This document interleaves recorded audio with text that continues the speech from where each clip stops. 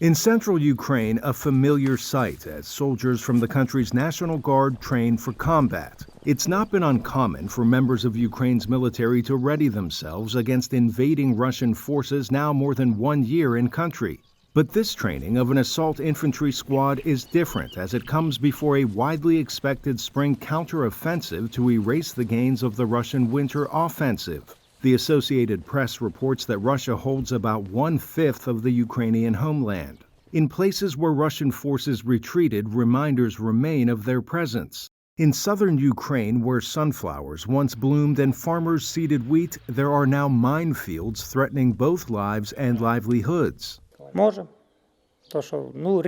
It is quite possible to go bankrupt. We can go on for another year, repair the equipment, but without government help, without compensation for the harvest of last year, which burned down, if the fields are not demined, we will not seed them.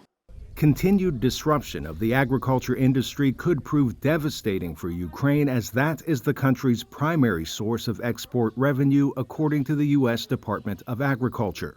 In Ukraine's capital city, Kyiv, dozens rolled up their sleeves to donate blood.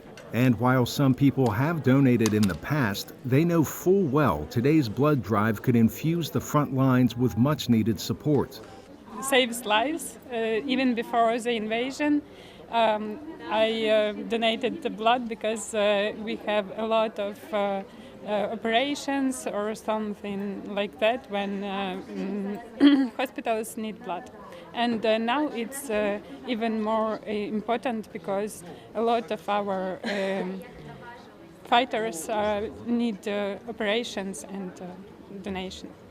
Fighters also need advanced Western military capabilities like F-16 fighter jets, according to Ukrainian President Volodymyr Zelensky, who recently added that the spring counteroffensive will happen with or without them.